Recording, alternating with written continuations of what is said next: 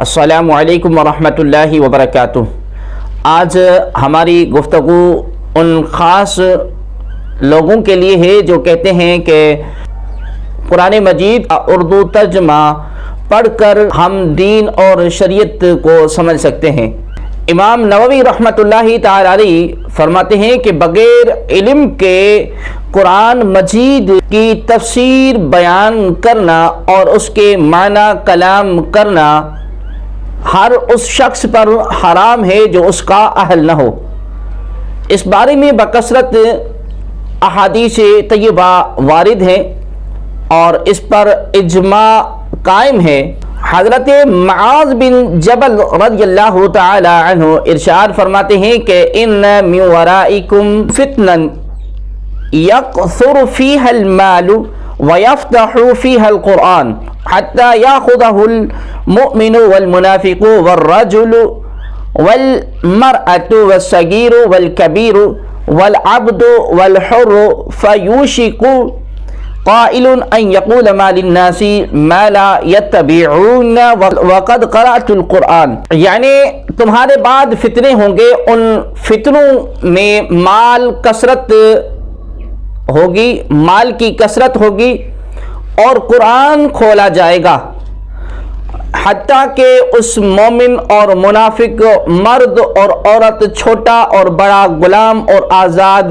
سبھی پڑھیں گے۔ پس ان قریب کہنے والا کہے گا کہ لوگوں کو کیا ہوا ہے کہ وہ میری پیروی نہیں کرتے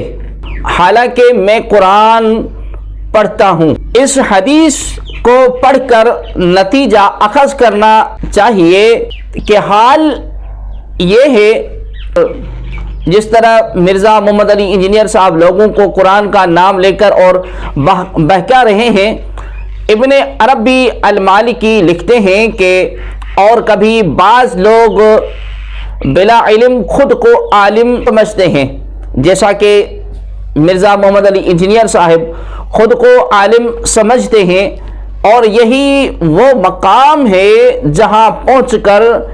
ایسا غیر عالم شخص تاویلات فاسدہ کے ذریعے اپنی خطا یعنی کہ غلطی کو لوگوں پر مسلط کرتا ہے۔ اور یہی حال کچھ انجینئر محمد علی مرزا صاحب کا ہے کہ وہ اپنی زبان میں تراجمے قرآن پڑھ کر اپنی سمجھ کے مطابق آیات قرآنی کی معنی اور مطلب معین کرتے ہیں اور انہیں تقریر اور تحریر کے ذریعے پھیلا رہے ہیں، جس کے نتیجے میں نئے فرقے معرض وجود میں آ رہے ہیں۔ مرزا صاحب کہتے ہیں کہ ان کی تحریک جو ہے وہ مسلکی تعصب سے پاک ہے، مگر مرزا صاحب بزم عام خویش لوگوں کو قرآن کی دعوت دیتے ہیں اور خوارج کی طرح ان الحکم الا اللہ یعنی کہ صرف اللہ کا نعرہ لگا کر لوگوں کو نام نہاد توحید کی دعوت دیتے ہیں۔ جو شخص ان کی دعوت قبول کرے تو وہ موحد، باقی جو لوگ ہیں وہ مشرک اور گمراہ اور یا تو قرآن کے وہ مخالف ہیں۔ مرزا جہلمی کے نزدیک مرزا صاحب نے اہلسنت کے رد میں وہ آیات بھی نقل کی ہیں جو کفار اور مشرکین کی مذمت میں نازل ہوئی، اور مرزا صاحب نے ان کو اہل سنت و جماعت پر چسپاں کیا، اور اللہ تبارک و تعالی ایسے شر سے محفوظ فرمائے۔ ایسے لوگوں کے بارے میں صحابی رسول حضرت عبداللہ بن عمر رضی اللہ تعالی عنہ کے قول آپ ملاحظہ فرمائیں کہ سیدنا عبداللہ بن عمر رضی اللہ تعالی عنہ ایسے شخصوں کے لیے کیا فرماتے ہیں۔ فرماتے ہیں کہ حضرت عبداللہ بن عمر رضی اللہ تعالی عنہ خوارج کو اللہ تبارک و تعالی کی ساری مخلوق سے بدتر سمجھتے تھے، اور فرمایا کہ وہ ان آیات کو جو کفار کے حق میں نازل ہوئی ان کو مومنین پر منطبق کرنے لگ گئے اور انہیں کافر اور مشرک کہا۔ اس روایت کی سند کو حافظ ابن حجر نے اپنی کتاب تغلیق التعلیق صفحہ نمبر 259 جلد نمبر 5 پر صحیح کہا ہے۔ اب انجینئر محمد علی مرزا صاحب جو ہیں وہ اس کی تحریر آپ ذرا ملاحظہ فرمائیں، جس میں انہوں نے مشرکین کے بارے میں آیت کو مسلمانوں پر چشمہ کرنے کی کوشش کی ہے۔ مرزا صاحب لکھتے ہیں کہ اللہ یہودیوں اور عیسائیوں کی گمراہی و بربادی کے سب سے بڑی وجہ کا ذکر یوں فرمایا ہے کہ اتخذوا احبارہم و رہبانہم اربابا من دون اللہ۔ سورہ توبہ کی آیت کریمہ اس نے پیش کی ہے، اس کا ایک ریسرچ پیپر ہے کہ اندھا دھند پیروی کا انجام، کچھ اس طرح اس کا نام ہے۔ آپ کو اس کا جو اسکرین ہے آپ کو اسکرین پر نظر آ رہا ہوگا کہ جس میں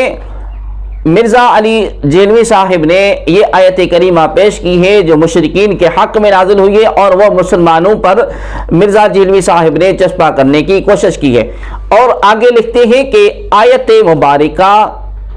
ان یہودی اور عیسائی لوگوں نے اللہ کو چھوڑ کر اپنے درویش لوگوں اور علماء کو اپنا رب بنا لیا ہے، وہی چھوڑ کر اپنے بزرگوں کی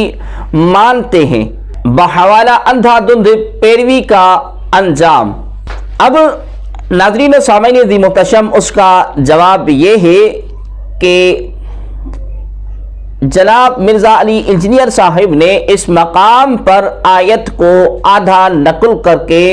خود یہودیوں والا طریقہ اختیار کیا، حالانکہ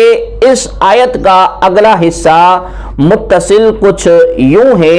والمسیح ابن مریم وما امروا الا لیعبدوا الہا واحدا لا الہ الا ہوا سبحانہ عما یشرکون، یعنی اور مسیح بن مریم کو حالانکہ ان کو حکم یہی ہوا تھا کہ بندگی کریں ایک الہ کی، کوئی اس کے سوا الہ ہی ہے، وہ پاک ہے اس سے جو وہ شریک ٹھہراتے ہیں۔ جناب مرزا جیلمی صاحب نے جو بریکٹ میں یہ لکھا کہ وہی چھوڑ کر اپنے بزرگوں کی مانتے ہیں، یہ ان کا یعنی کہ مرزا علی جہلوی صاحب کا یہ ایک دجل اور فریب ہے، کیونکہ اگر اس آیت سے مرزا صاحب یہ ثابت کرنا چاہتے ہیں کہ درویش لوگوں اور علماء کے اقوال کو بالمقابل وحی کے ماننا کفر ہے، تو پھر حضرت سیدنا عیسیٰ علیہ السلام کی بات کو ماننا کیسے شرک اور کفر ہوا؟ مزید یہ کہ اس آیت میں آگے ان کی گمراہی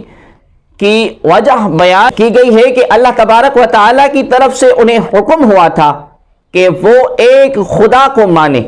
مگر مشرکین اور یہود اور نصارہ نے ان درویشوں اور علماء اور حضرت عیسیٰ بن مریم علیہ السلام کو خدا بنایا تھا۔ ان ہستیوں کو خدا ماننے کی وجہ سے یہ لوگ گمراہ ہوئے، نہ کہ مطلقاً ان کی باتوں کو ماننے کی وجہ سے گمراہ ہوئے۔ مرزا صاحب کو یہ بھی معلوم نہیں پیغمبر خدا حضرت عیسیٰ علیہ السلام کی بات ماننا تو عین اسلام تھا، مگر مرزا صاحب کی باطل تعویلات کی وجہ سے تو پیغمبر خدا حضرت عیسیٰ کی بات ماننا بھی گمراہی ٹھہری معاذ اللہ۔ اللہ تبارک و تعالی ایسی تعویلات فاسدہ سے ہم سب کو محفوظ فرمائے۔ مزید بات یہ ہے کہ کسی مسلمان کو یہ ہمت نہیں ہوئی کہ اللہ تبارک و تعالیٰ کو چھوڑ کر کسی بھی بڑے سے بڑے بزرگ کی بات کو حجت سمجھتا ہو۔ یہ مرزا صاحب کی دجل اور کذب بیانی ہے۔